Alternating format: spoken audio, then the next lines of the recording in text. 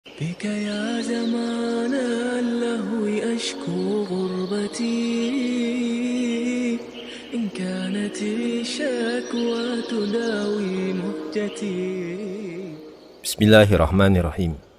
Alhamdulillahirabbil alamin. Wassalatu wassalamu ala asrafil anbiya'i wa mursalin wa ala alihi wa ashabihi wa man tabi'ahum bi ihsanin ila yaumiddin. Saudariku kaum muslimah yang bertabur berkah adalah sebaik-baik perhiasan di dunia ini. Ia ibarat bunga yang mekar dan mewangi. Kepribadiannya menebar pesona kebaikan. Akhlak mulianya memberikan cahaya keteladanan. Bahkan kehidupannya adalah mata air yang memancarkan keberkahan. Dialah wanita mulia di saat ribuan wanita terhina dalam kubangan dosa. Dialah sosok mulia tatkala jutaan wanita tenggelam dalam tipu daya dunia. Setiap muslimah pasti menambahkan agar kehidupannya bertabur dengan keberkahan. Untuk itu, berikut ini beberapa kriteria utama muslimah yang penuh dengan keberkahan. Semoga kriteria ini ada dalam diri kita semua, keluarga, atau saudari-saudari kita. Yang pertama adalah iman kepada Allah Ta'ala. Iman merupakan sumber utama keberkahan pada diri seorang muslimah. Betapa tidak? Allah Subhanahu wa Ta'ala sendiri yang menegaskan akan hal tersebut dalam kitabnya yang mulia.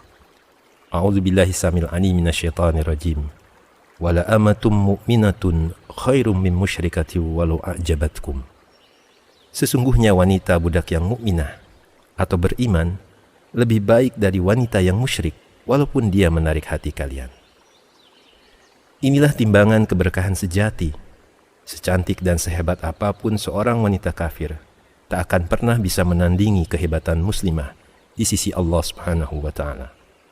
Benar-benar keberkahan yang luar biasa ketika seorang wanita beriman pada Allah Subhanahu wa Ta'ala.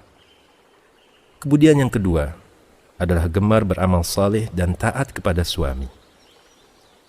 Amal saleh adalah bukti kebenaran iman, sekaligus sumber keberkahan dalam kehidupan seorang muslimah. Tanpa amal saleh, tak mungkin seorang muslimah menjadi berkah di dalam hidupnya.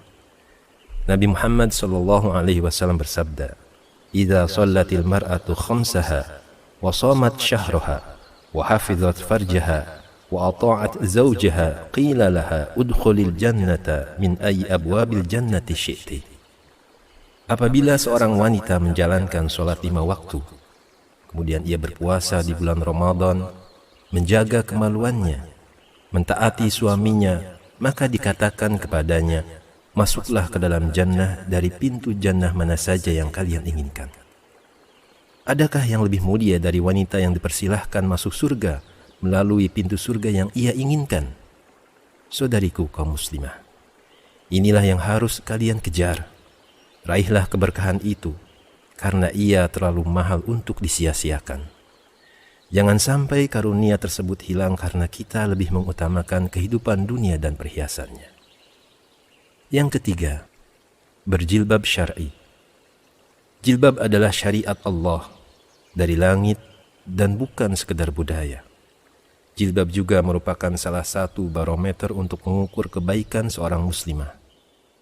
Allah Subhanahu wa Ta'ala berfirman, "Ya ayyuhan nabi, qul li azwajika wa banatika wa nisa'il mu'minina yudnina 'alayhinna min jalabibihin, dzalika adna ay yu'rafna fala yu'zain, wa kana Allahu ghafurur rahima." Wahai Nabi, katakanlah kepada istri-istrimu, anak-anak perempuanmu, dan istri-istri orang mukmin, hendaklah mereka mengulurkan jilbabnya ke seluruh tubuh mereka. Yang demikian itu supaya mereka lebih mudah untuk dikenal, karena itu mereka tidak diganggu, dan Allah adalah Maha Pengampun, lagi Maha Penyayang. Keberkahan syariat jilbab sangat banyak sekali. Selain sebagai tanda atau syiar iman dan Islam bagi muslimah, jilbab juga adalah syariat yang menjaga wanita dari gangguan. Di zaman sekarang ini, banyak sekali isu-isu yang mendiskreditkan syariat jilbab. Namun hal ini justru terbantah sendiri dengan berbagai penelitian di barat bahwa jilbab benar-benar melindungi harga diri wanita dari para serigala buas yang mengintai harga diri wanita.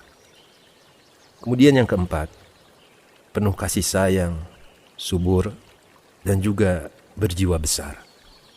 Berkaitan dengan kriteria ini, Rasulullah sallallahu alaihi wasallam bersabda, "Ala ukhbirukum binisaikum fil jannah?" Qulna bala ya Rasulullah.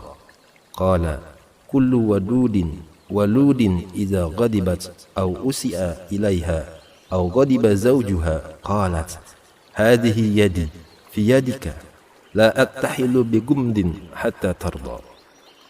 Maukah kalian aku kabarkan dengan penghuni surga dari kalangan wanita kalian? Kami menjawab, tentu wahai Rasulullah sallallahu alaihi wasallam. Maka Rasulullah sallallahu alaihi wasallam bersabda, yaitu setiap wanita yang berkasih sayang kepada suaminya dan subur sehingga banyak anak. Apabila sang suami marah atau berbuat buruk kepadanya, ia justru berkata, "Aku pasrahkan diriku kepadamu, wahai suamiku. Aku tak akan tidur nyenyak sebelum engkau ridho kepadaku." Kaum muslimah yang dirahmati Allah Subhanahu wa ta'ala, bagaimana perasaan Anda ketika Anda yang sebenarnya terzalimi dengan hati penuh ketawaduan, justru Anda mengucapkan, "Suamiku tercinta, saya tak akan tidur nyenyak sebelum engkau ridho kepadaku." Subhanallah, hanya suami yang hatinya telah mati saja yang tidak cinta dengan istri yang berjiwa besar seperti ini. Dia rela membendung amarahnya demi ridho suami tercinta. Dia memilih bersabar menahan ambisinya agar suaminya tidak bertambah murka. Barangkali dia mampu membalas perlakuan suaminya dengan mengadukan kepada orang tuanya. Namun ia tahan dan ia simpan itu semua kepada Allah demi ridho Allah Subhanahu wa ta'ala, kemudian ridho suaminya. Adakah istri yang berjiwa besar seperti ini zaman kita? Jika ada, kami berharap mudah-mudahan Andalah orangnya. Ya, Anda bukan yang lainnya. Dan yang kelima, menyejukkan pandangan, taat perintah, dan juga amanah. Berkaitan dengan hal ini, Rasulullah sallallahu alaihi wasallam bersabda, "Sebaik-baik istri adalah seorang istri yang jika engkau lihat menyejukkan pandanganmu. Apabila engkau perintah, ia mentaatimu. Dan apabila engkau tinggal, ia mampu menjaga hartamu dan harga dirinya." Dan yang terakhir, yang keenam, yaitu mudah ketika mengajukan mahar saat ia menikah. Saudariku kaum muslimah, banyak wanita menerima pinangan laki-laki bukan karena agamanya, namun karena besarnya mahar yang akan diberikan. Padahal Rasulullah sallallahu alaihi wasallam menegaskan bahwa besar dan tingginya mahar bukanlah menjadi acuan utama bagi keberkahan seorang wanita, tetapi kemudahan dalam mengajukan mahar. Sebagaimana hadis marfu yang diriwayatkan oleh Aisyah radhiyallahu anha, "Inna a'zaman nisa'i barakah aisaruhunna sidaqan." Sesungguhnya wanita yang paling besar keberkahannya adalah yang paling mudah maharnya.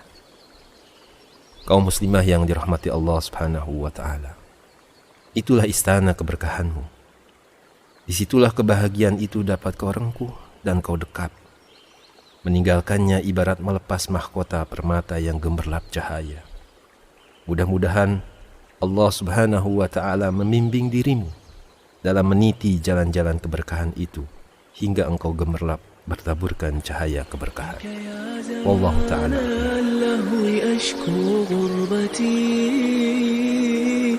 إن كانت الشكوى تداوي مهجتي قلبي تساور الهموم توجعا